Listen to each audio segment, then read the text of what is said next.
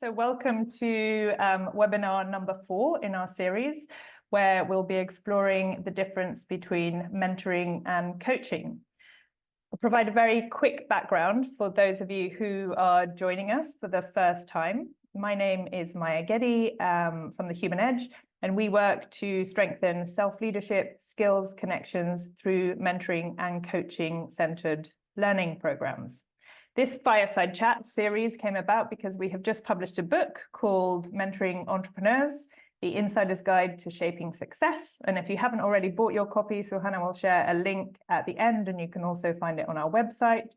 And for the book, we interviewed almost 30 mentors to shape the very practical content in the book. And Nigel was one of the mentors who contributed to this.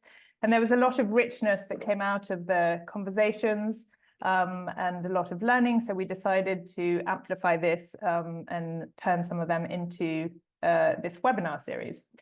Now, this conversation is one that I've been looking forward to for quite some time, because I think the terms mentoring and coaching are bandied around quite a bit, and there is significant confusion. When I first joined the Human Edge, which was then Mowgli Mentoring, an early client assignment that I had was to conduct an audit of what different entrepreneur support organizations in a specific sub-Saharan African country were doing in the mentoring space.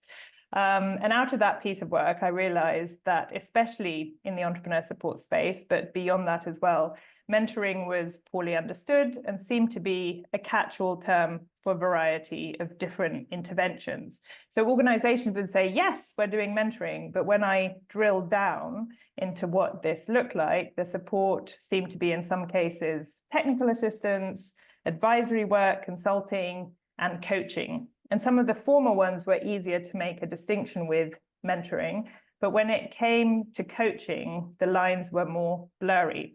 And so I started to ask myself, is the distinction between mentoring and coaching even important, or are they so similar that we can just combine them?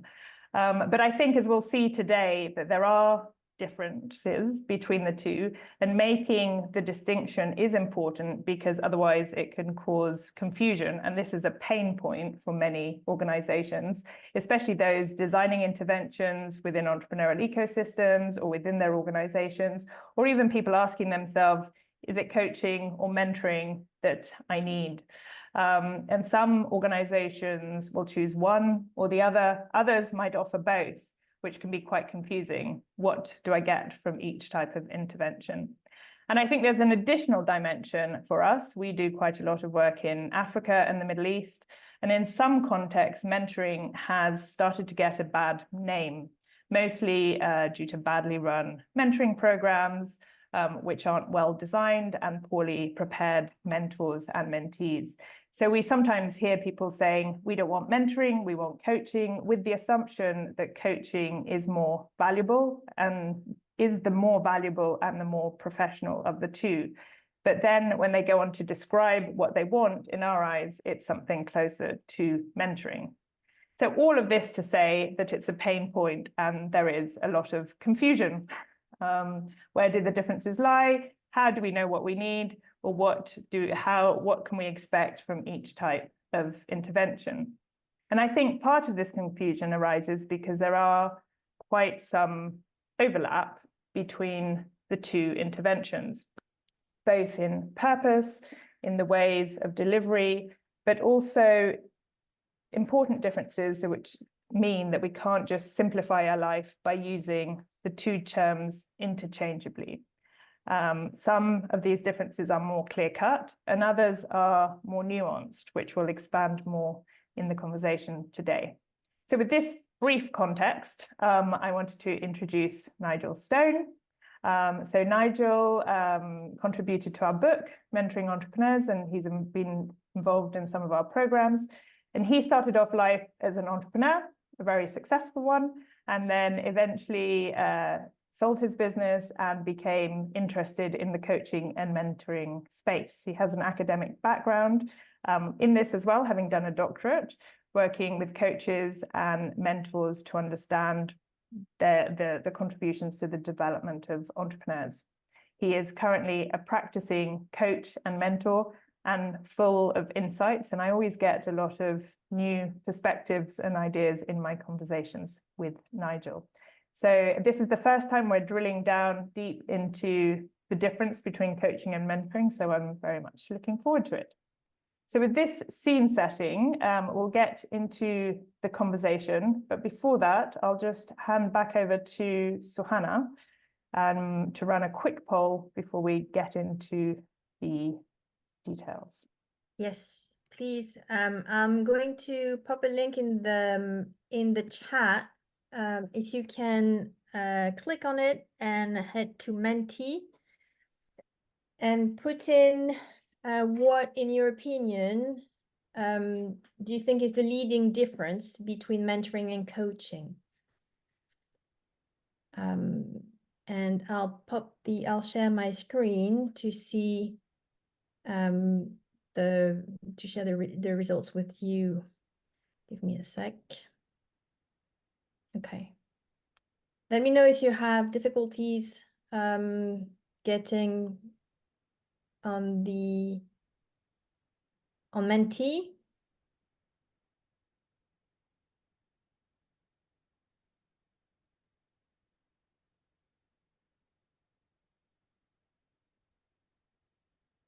Okay. Everyone's probably saying, we'll answer this question at the end. But there's no right or wrong answer at this stage. We're just, yeah, curious to see your perspectives. Duration. So we have duration, method, objective, progress, expertise, relationship, focus.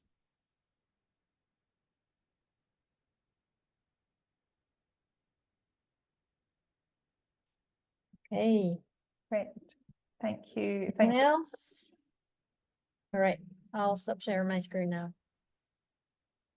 Thank you all for your inputs. Just a quick note, we'll be taking questions at the end, and we're going to try and leave about 20 minutes for questions because I imagine there'll be quite a few. If you want to put your questions in the chat, you can do. Otherwise, you can come on video and share your questions at the end. So, Nigel, welcome. Hi, lovely to see you all. Thank you ever so much for having me on. Thanks. So let's get straight in. I'm keen to hear, and I think for everyone's benefit, how and why you made the transition from entrepreneur to mentor and coach, and whether it happened simultaneously or whether you got into one and then expanded into the other area. I think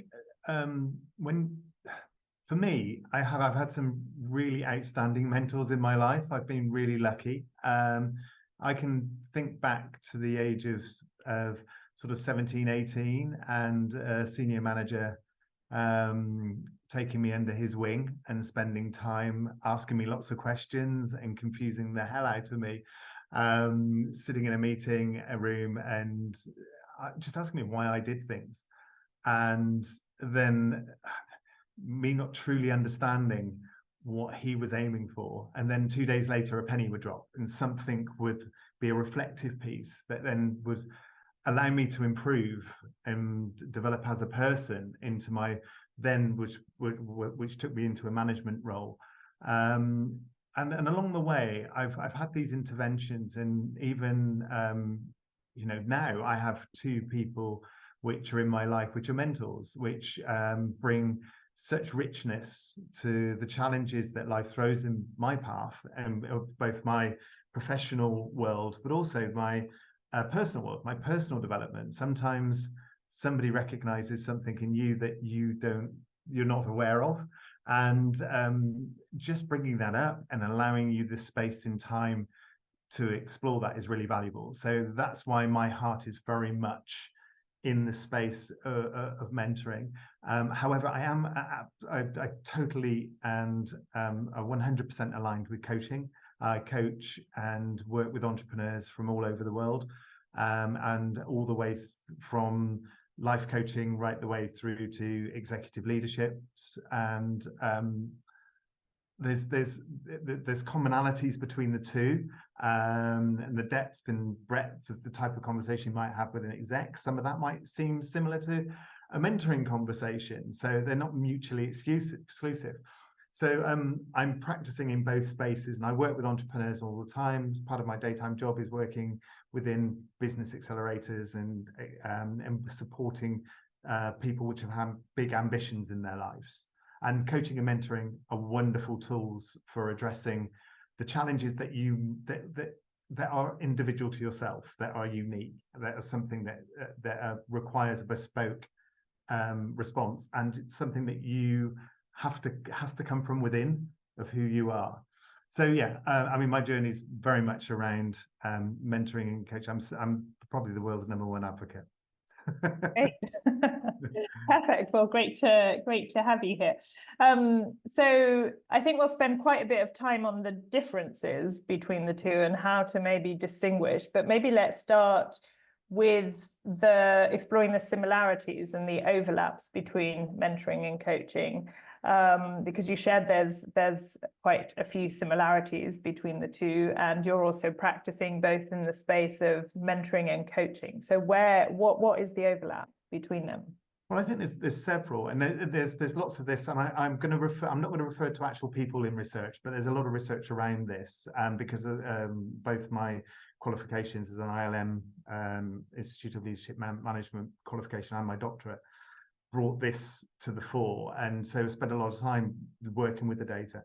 Things to think about that are similarities between coaching and mentoring is they're both raise performance, so they're both beneficial.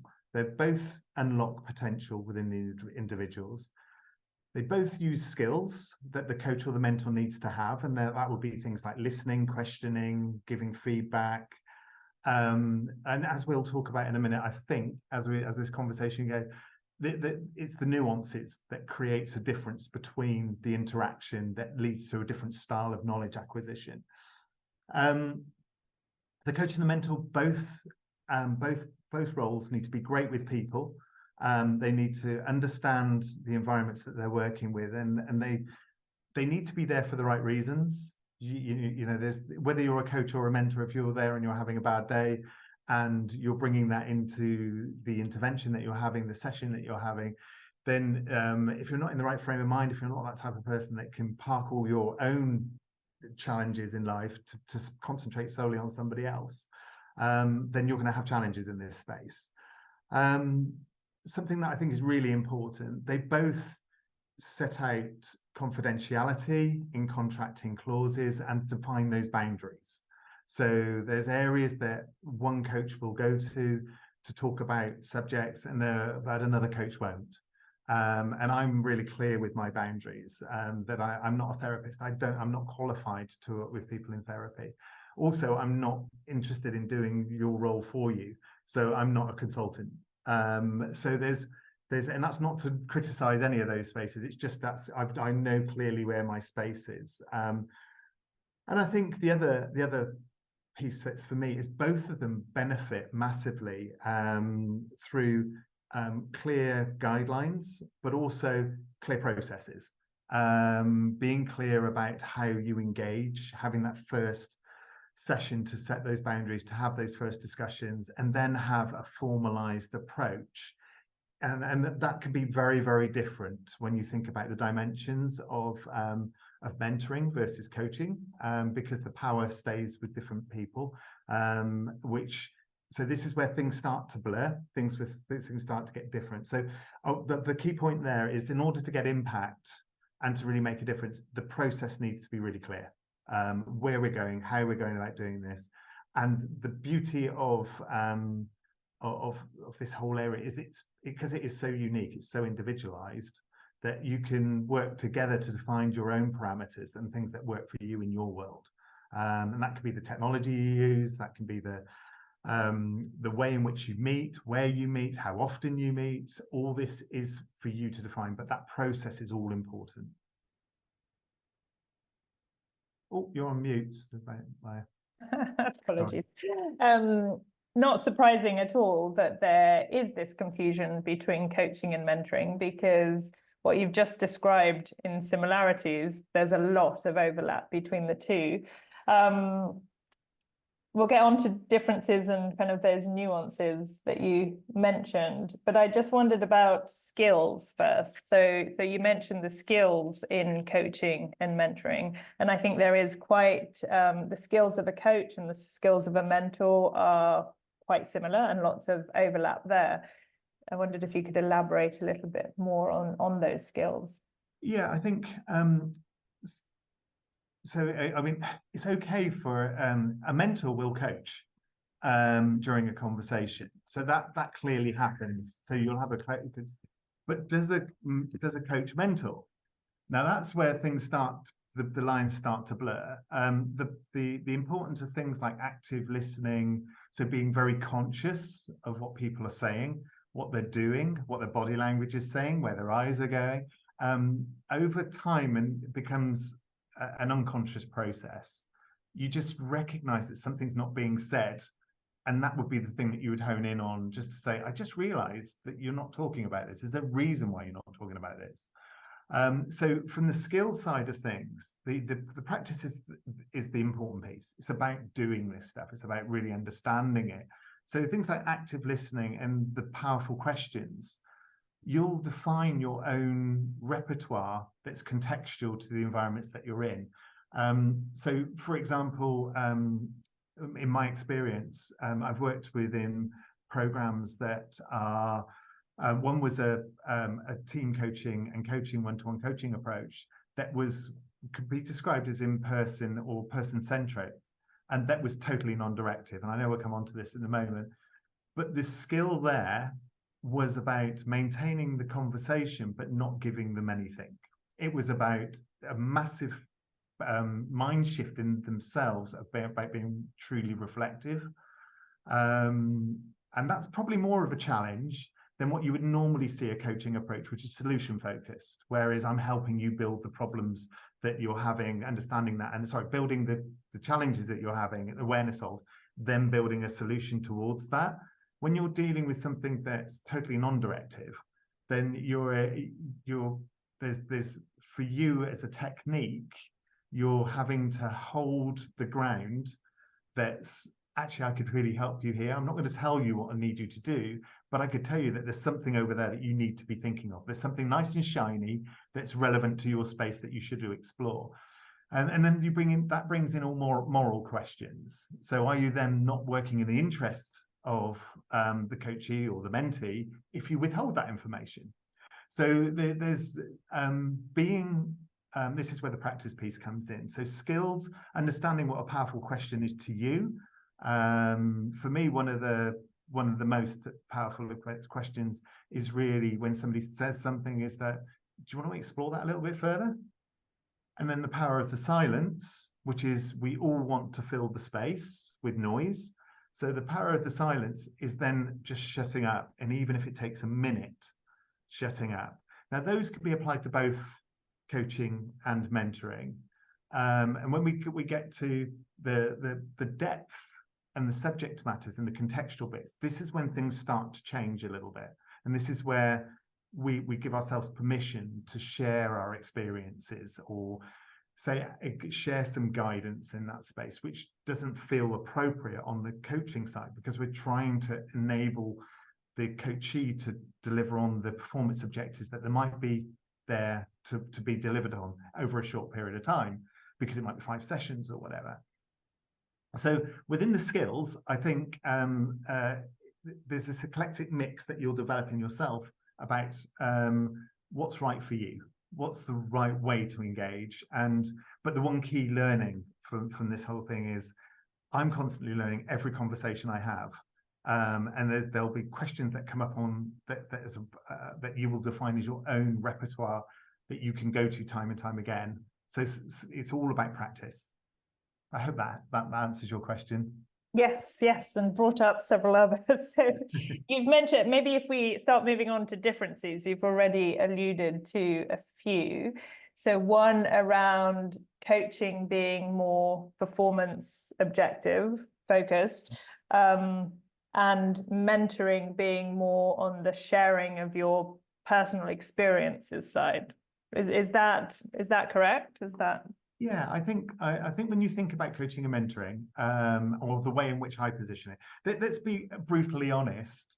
EMCC have only just in 2020 brought out some research that says this is what we think is the difference between coaching and mentoring. You look back at the theory, and you've got wonderful and well-established mentors that are very active in the coaching space as well, like Clutterbuck, writing papers all the way through his career saying there's clear differences, perhaps there's no clear differences, perhaps it's the same, and you've got that going through. That theme is really clear. So for the AMCC to move into this space, they defined it as, if we were to say what's best practice mentoring, they define it as coaching plus role modeling plus the sharing of experiences. And there's lots of criteria within there. But for them to do the research and clearly define that there's two differences, I think that's a step in the right direction for sure. I think perhaps the word of role modeling is not as useful in this space, because I think as a coach you're also role modeling if you're but it's defined in a slightly different word. Perhaps there's a better word there for that. So I think when we're thinking about coaching and mentoring and the differences, there clearly are. There clearly are differences. The term in which the relationship tends to happen is different, and that leads to the difference in depth of dialogue, in style of dialogue. I tend to view that mentoring is more about personal development and that personal aspect, as opposed to professional development and skill development. And like I said, this doesn't apply to all. I am a coach and mentor. I think they're both very valid. So I don't want to upset coaches that are on the call today. But we can talk about that as we go forward. So there's the term in which the relationship, there's who owns that relationship as well. Within a coaching relationship, it might be you're coming together to deal with a performance issue or a challenge that's in your life, and it's going to run over 4 sessions.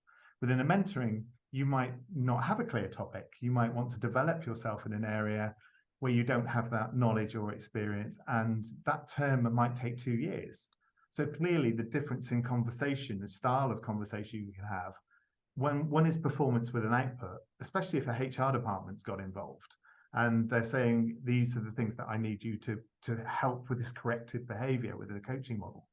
The style is different from a mentoring style conversation. So I think that's quite important. I think the other piece is that's really important here when we're sort of generalizing is that the relationship's less informal. Sorry, what I didn't say was the mentor relationship, mentee. The mentee is responsible for that relationship and where that relationship goes and how that drives, whereas the coach is responsible in the coach relationship. You were talking about power before as well, weren't you? So I guess that's so what I'm hearing is that in mentoring, the power almost sits more with the mentee, and with coaching, it's more squarely with the coach. Is that correct? Yeah, I think so. I think it's a fair summation, but I guess it's the problem with putting black and white, one's one and one's the other. Because actually when you start to funnel it down, you see there's grayscale, and it's where you are on that grayscale that's a truer representation. But I think if I reflect back on, I can reflect back on conversations that I've had within mentoring relationships and within coaching relationships, and some of them are really similar. And some of those conversations might be the role that you hold within your organization. Because you hold that role, you have a power position. And so what you say will go for that, people will react to that in a certain way. And we've got to be, and that happens on both sides. So being awareness, creating this awareness around that is truly important. So the power piece, I think, is really important. I think that's an important aspect, because the outcome could be very different. And I'll save the next bit for when, as we move on to the next conversation. But I'm also wondering about kind of the dynamic, because it's from my understanding and kind of my exposure to this, coaches tend to be paid, so expect payment, financial kind of be financially reimbursed for their time, whereas mentors, it's a bit of both. Sometimes they might be paid, but often they have it's not their bread and butter, it's not what they do every day, it's something that they do in addition to, because they get value from it. So I guess that would then shift that's another dimension, right? I think it is a dimension for sure. It's that piece that it's the same but different. I think when we're thinking about coaching and mentoring as what's the differences, then it looks really clear when you write them down, and they're side by side. So we can say difference in time scale, one's more informal and one's less informal, one's more long-term, what different ownership. We've got this piece around bringing experience into the conversation that we mentioned just now with the MCC stuff. We've got the role that I play in that relationship. We've got the duration, the time frame, all these things paint a picture that that is relevant to contextually that point in time. And because we're talking generically about something that could be a bit more specific, so for example, within nursing, they go through a process, there's clear mentoring networks in there, and a mentor will work with somebody who has the knowledge. So for example, it might be a procedure, and a mentee and mentor will work from the principle of see one, practice one, then teach one. So the stakes are no higher than in a practice of medical practice. So actually the importance placed on that. So the power position, there may be a power position in that because you can't afford for somebody to make a mistake. But within a mentoring relationship, so we've got those sort of those, and that's quite broad. But then when we're contributing for the greater good as individuals and within business and within life, etc. And I've always been amazed by the amount of the several times that I've reached out to people and said, I'm in a new role, could you please help me? They've said yes in the majority of the cases. What we've got to be as a mentee out on that type of relation, as opposed to a paid role, is very aware that it's okay for the mentor that you're approaching to say, actually, it's not for me, or we're not a good match. Because the matching process is really important. It might be good one way, but it might not be right the other. So yeah, there's all these dynamics, and I guess what I'm trying to paint there is there's a complex picture here. It's not straightforward, and not all the answers are correct for everybody. There'll be some that work, and there'll be some that don't. But in the main, yes, mentoring can be seen as this for greater good, and the coaching is actually we've got a performance issue, or we've got this challenge, or we want to work on something together. I need a second mindset to be applied to this that's really going to help me develop as a person, and will give me or my organization an outcome. Great. So I'm just thinking now about some of the nuances that kind of go beyond these clear-cut boundaries.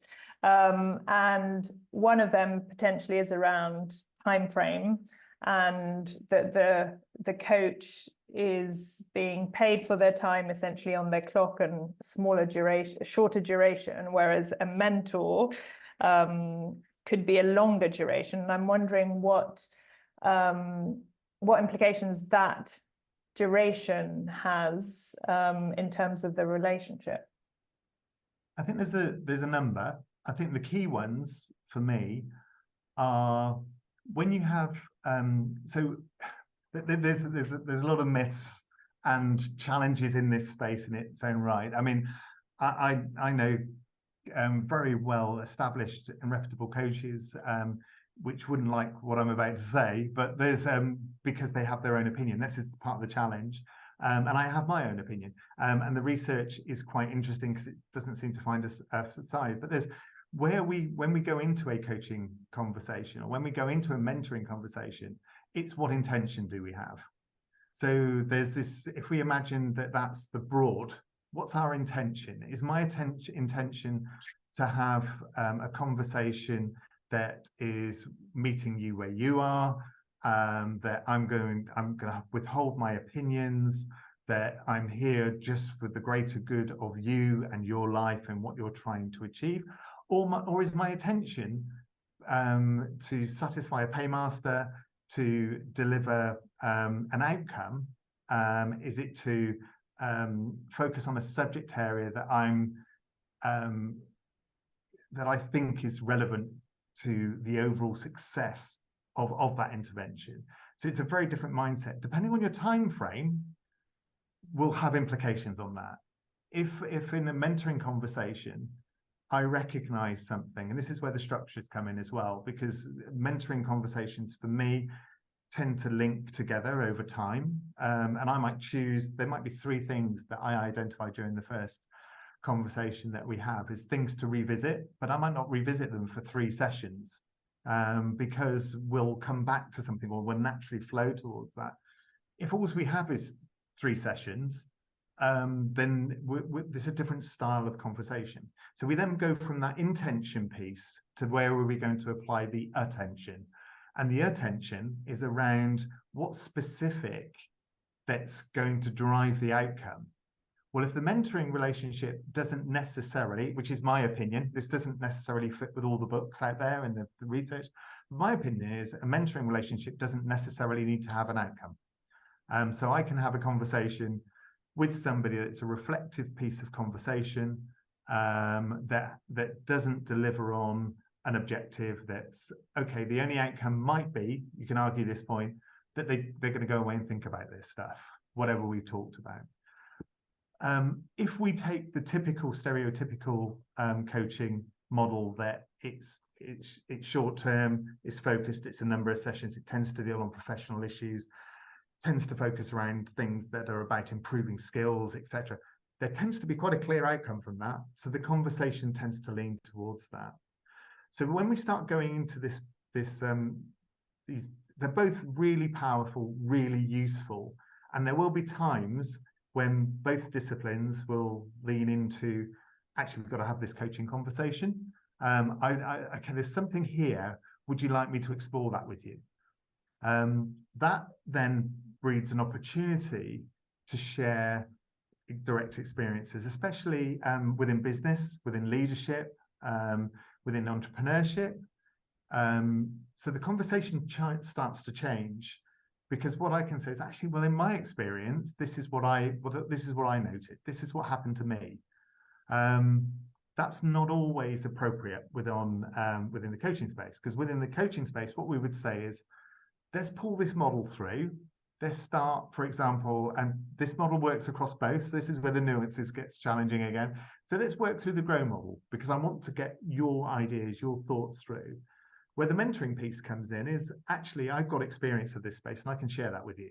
And it's not about, it's almost, you're trying to position it as you're learning through my experience to make a better informed decision, that for you to try something, to go forward.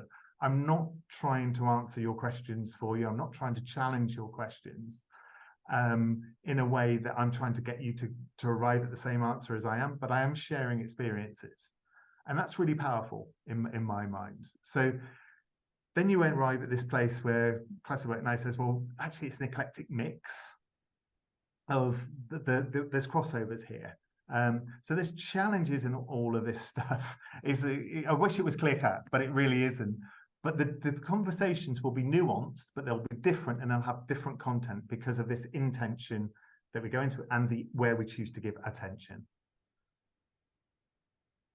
And I'm just thinking now, so in a sense, so coaching, you come into it with a clearer idea of what I need to address. I've got this problem, performance related, and problem, more direct route to outcome, building self-awareness in the process, but a little bit more limited and focused on the original problem. Whereas with mentoring, you might go in to it and identify, kind of not with necessarily clear intentions, but to explore, and then identify areas to address that you hadn't necessarily identified at the start, perhaps. So maybe a bit broader in that, from the professional.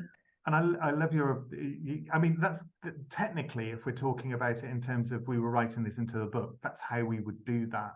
The challenge comes when we start digging down and what happens during those conversations. Coaching is if we were to do a 360 feedback and all your colleagues are talking about where your performance areas are good, bad, and indifferent, those conversations can be quite hard. To sit down with the leader and say, actually, your staff don't feel that your conversation is credible in this space, or we don't feel that you're owning your own responsibilities. So the conversation can be actually quite a challenge, because it can be an outcome, but it's necessary and it's important, and it's certainly delivering on the bits that we talked about earlier about this impact in professional development, etc. But it's different. With the mentoring, we're starting from the point of the mentee's owning the relationship. Where do you want to go with this conversation? And me as a mentor, I'm there to follow the trail of thought, to listen, to challenge, but also I'm there as a very supportive, positive, supportive influence, because I absolutely acknowledge that I'll have influence on the conversation, and you'll get the moments, and this is the bit where you get the buzz. When you're working with somebody and they just say, I get it. I get exactly where you're coming from. I see, it's that. I'm going to move off at that aha moment. And then they start to build from there. And it wasn't, it happens to me as well. It happens to us all, but it's someone investing time in us that then frees up the opportunity for us to explore ourselves, to make the decisions of where we want to go. And a good coach will do that for you within that coaching remit. They'll just use tools that will allow you to be quite reflective in that space as well. But the conversations can be very different. And that's when we start going down deep, another one of the myths my research lent into was this directive and non-directive discussion point. And there was at one time there was mentoring's directive and coaching's non-directive. Well, my research actually said that that's not the case. They both create self-awareness. That's the first thing. They both they do it in different ways. If we're being more non-directive, which is what we're seen to be the coaching approach, that would look to encourage self-reflection and raise confidence. The more directive route would look to improve personal performance and build positive strengthening and momentum behind the individual. So again, depending on the character you're working with, because it's bespoke, because it's on a one-to-one level, sometimes you might need to be a little bit more directive, and other times you need to be a little bit less directive and more non-directive. Just wondering if, Suhana, you could show the Downey spectrum for those who aren't completely familiar with directive and non-directive approaches. I think that's a good way to understand what you're talking about, right? Yeah, for sure. I mean, this is a wonderful model, and I know that we've lost it, Sam. Thank you. Not that one. That's the one. Thank you. I know that you've done a version of this within your book, and my research also came up with a version of it, which is, I think it's a really valuable and powerful tool. Miles Downey, the guy who published this in his book, is a wonderful guy, well worth connecting on into. Got some great books out there. So yeah, really nice character. Link in with him and have a chat with him. He's wonderful. What the essence of this table is that with the following interest that used to say non-directive in his first versions, the newer version says following interest.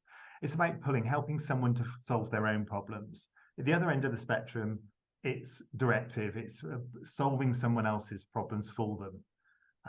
Now, what I explained earlier, that the following interest, the non-directive bit, which is listening to understand, reflecting, summarizing, that has a lot of positives and is really powerful. Also has a lot of negatives, because if people don't know what they don't know, then they remain stationary within their space, and that's a real challenge, because people need support that helps them make decisions that drive their lives in the direction that they want to take it in. So non-directive, too much non-directive is in my opinion is not healthy, and my research bore that out. But likewise, if we go down to the other end of the spectrum, directive, instructing, giving advice and offering guidance, some of that's great. You know, it's supportive, and within the mentoring type relationship, you're okay to do that. Certainly not instructing, but certainly moving towards sort of offering guidance and the thoughts. It's the way in which you wrap it up that's quite important. And what my research found was actually the nuances, the gravitas from coaching and mentoring is very much around this asking questions to raise awareness. And that's really key to hear. We as coaches and mentors, we should be trying to raise awareness. What this doesn't show, and just to give you a quick flavour, because I'm conscious of the time as well, the behind the coaching spectrum, there's another layer. And if we're thinking about, okay, so what does it mean to raise awareness? Well, what it means is it's almost a psychological term that we're moving to enable people to become conscious of, to be aware of stuff, but become conscious of it, not allow it to sit in our subconscious and not do anything with it. Then when we think about things like improving our personal performance, that would sit behind sort of enabling decision making. It's these ideas that there's concepts behind this, that we're trying to do something by raising awareness, and it's that intention piece. So I won't go into it because we haven't got time. Perhaps that's another podcast one day. But I think there's understanding that actually, as a coach and mentor, these tools and using these skills are absolutely open to you, and don't restrict yourself by, as long as you're not doing instructing. I think that's the one where we don't want to be in that space, and you know, less so we're giving advice, because we're not consultants, etc. But I think, you know, there's a summary of skills that you could draw on to help other people build their knowledge, and whether that's in the coaching or the mentoring space is so subtle. It's more about the context and the experience and what you're applying to this conversation that's far more important. And I think one thing that's interesting too from this is that often mentoring is seen very much more at the directive end. So lots of people will equate mentoring to receiving advice, for example, or being told what to do by an expert. And I think it's really interesting to understand that it lies through the whole spectrum. And it's the same with coaching, isn't it? Kind of you don't want to, as you've just said, you don't want to be too focused on just one or the other, but utilizing all the skills and behaviors depending on what is needed. Very conscious of time as well, and we'll move on to questions. So one of the questions that was in the chat, which I was also going to ask, is what should we be asking ourselves if we're thinking, okay, I want to improve my self-awareness, improve my kind of performance at work and align it more to my goals. Do I need coaching or mentoring? What sort of questions should we be asking ourselves to help us understand that? Yeah, I think that's a really powerful and a really slippery question as well. I think I would start with, what am I looking for? Am I looking for a long-term confidant, someone that can support me and be there for the challenges that I don't know that I'm going to be having in the future? And I can give an example really quickly. When I went into the academic side role, I reached out to a professor of another university who I only worked with for a short period of time, and said that there's new challenges in this space, and I would really welcome your support because I know you're really good in this space, but I don't know what I need yet. So the being explicit, so that's a mentoring relationship. I actually said, would you be my mentor? And in the moment, or should I say more recently, the conversation has been WhatsApp. It's not about us having a 2-hour conversation. In this time, it's about he's sharing his experience, his knowledge, his needs. So that's something that I can't put my finger on what I want. And I just know that I want to develop in this space, but I also don't want to be rushed. So that's the type of mentoring relationship that I value. On the coaching front, if I've got something that I'm specifically aware of, and I know that there's a skill that I need to develop, and that can be something as simple as presentation skills or my ability to work on a project in a certain way, then coaching is absolutely perfect. If you think about the analogy of the coaches in the United States, where they've got kicking coaches, and they're so fine-tuned, they will make you the absolute expert in the space that you want to be in. And that's a really nice one. How I kick a ball. Yeah, but you've got 5 coaches that do that. And depending on where you're kicking it from the field will depend on how you then apply to that. So 3 or 4 sessions with a coach focusing on those areas will really amplify my experience and my knowledge and make me a better all-round professional. So I think about the contextual piece that's for you and what feels right within your period of life. I agree that won't address everybody's challenges, but and I would also say, actually, there's no reason why you can't have both. You might have one mentor for one thing, for your lifelong developmental, personal sort of development, but actually you might have a coach that works with you professionally.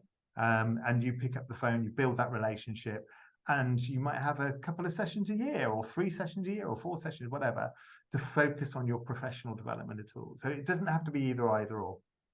That's great. I mean, I think that example has just, in a sense, summarized some of the differences between mentoring and coaching, and some of the questions that can help us understand, and also those designing programs for whether it's for entrepreneurs or for an internal mentoring program for their staff. It's really around what the need is. So let's open it up to some broader questions from everyone. I think there's some in the chat, but it would be great if anyone who has a question could come off mute and ask your question. It's always nice to hear from you.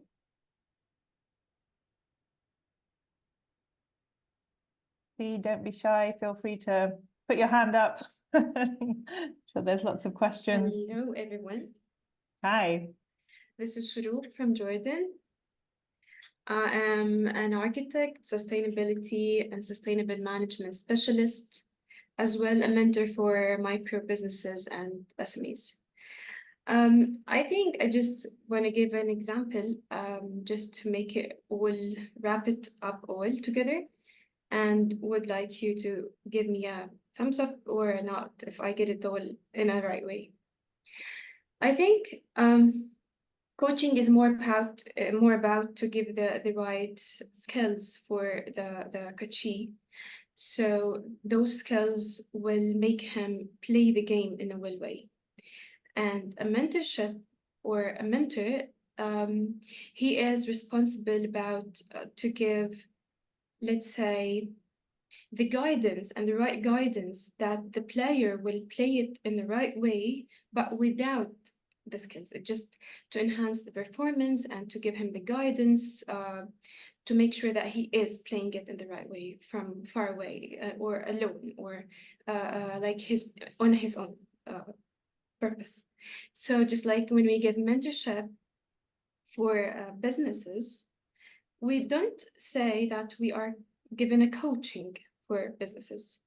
There is so differences between them in the core of the process.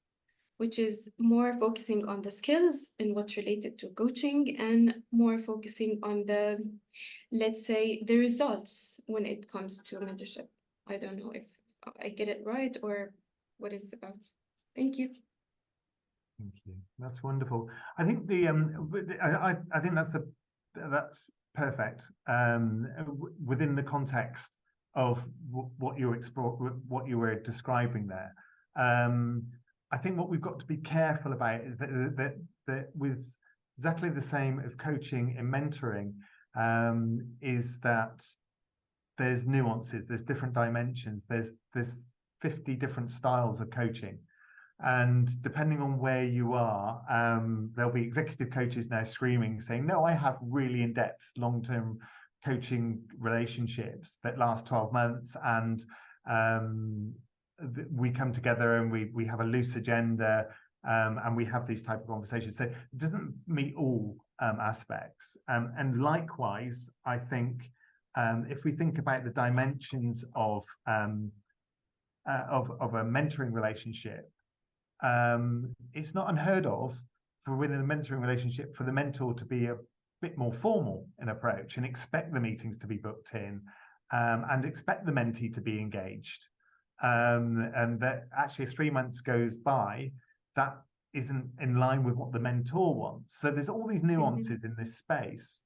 But I think that's a really, I really like your example there. I think there's something around, you know, about the player building skills towards something that is a focus. I think that's really powerful. And I think the mentor type thing is, you asked it, you use the idea of doing it in the right way. Exactly. And I think that's really useful as well. I think that's a good example of how would you go about doing this? What's your why? What's your purpose? That's another key output from a mentoring relationship that might be seen as slightly different, unless that's the actual focus of a coaching session. So yeah, I think it's a really good example of interpreting it and within your space. And I think you should absolutely see that as it's spot on. I think it's really great. Thank you. Although a challenge might be teachers also coming up and saying, we provide skills and knowledge as well. So where then it creates a different discussion, which is teaching and coaching. Which, or trainers, maybe. Yeah, exactly. Yeah. Yeah, absolutely. Challenges. That's one to many. So that's not individualized. So that's a bit easier because how, I mean, I'm dyslexic, and I remember my years at school being nothing but painful, because I was one of many, and it was easy for me to sit at the back and not do anything. But when I'm one-to-one, I don't have anywhere to hide. I have a conversation around the challenges that are in my life, and that is there's solutions in there, even if they're not of my own making. There's the conversation. So one-to-many, I think, is very different to one-to-one, and that would be the challenge that I would put back in that space. Great. Thank you. Any other final question before we wrap up? Put your hand up. Otherwise, I will hand back to you, Suhana, for the final wrap up. Don't be shy. Oh, I can see one hand going up. Baiju? Hello, hi. I actually had a question which was perhaps slightly different. And I was wondering if you might be able to differentiate mentoring and coaching from counseling, specifically in relation to business counseling in this situation, although I'm sure that, you know, I know that there are overlaps with counseling therapy in terms of the approach used, but in this case with business counseling, how would you see the difference with mentoring and coaching? That's a wonderful question. Innately, when I'm doing my what we would class as the contracting piece, the bit at the beginning of the conversation, saying where I would be happy to explore, I'm happy to work personally with people, but I can't and I won't deal with people that the challenges that people are having that tend to be historic. So that's the bit that seems is equally as important, and if they're bringing challenges in their life into a conversation that I'm not equipped to deal with, especially if it's to do with trauma, if it's to do with episodes in their life that's affecting them where they are now, they would be much better off working with people which are qualified to support them, and I would signpost them, and I would help them find the help that they need. So for point of clarity, I work with people personally and professionally and within their venture. What I don't do is I don't do the historic piece, which goes back to the rationale as to why they're doing that. Coaches and mentors tend to do that. They work with the here and now forward, not so much the historic episodes that have happened beforehand. I've probably in my life, I've probably had 3 times where that's happened, where I didn't feel equipped to be able to give that level of support. And again, there's a whole section here around supporting, being in the right place to support people in the right way, and being there with the right interests, but also knowing your limitations. And then that leads into toxic mentorship and toxic leadership, etc., which is a whole new area again. So I would say, for me, if you're a practicing coach or mentor and you're in any doubt that that you don't have the skill set or aren't stimulated by the type of conversations that you're having, that put them in touch with somebody that is more appropriate for the needs of that individual. Because I'm sorry, I'm floundering around that, but hopefully that will give you a bit of a sense of something to think about there. Yeah, I think maybe there was a slight misunderstanding, and actually maybe the issue is also with semantics again. When I meant business counseling, it was specifically addressing the needs of the entrepreneur in relation to their business rather than counseling therapy. Oh, okay, sorry. Okay, I totally misunderstood that. I apologize. No worries. So in terms of, do you mean in terms of then business counselling, turning that into consulting? Are you actually doing the acts? No, we stay away from consulting and advisory. In fact, a lot of what you're saying is what we do through business counselling. I do imagine a lot of it is semantics. The way we define counselling is to help an individual be better at doing things for themselves and go through their business journey for themselves rather than doing things for them. A lot of what we found working with our clients is that the support they're receiving is by support providers that do things for them, and they don't find that terribly useful because it's not their work.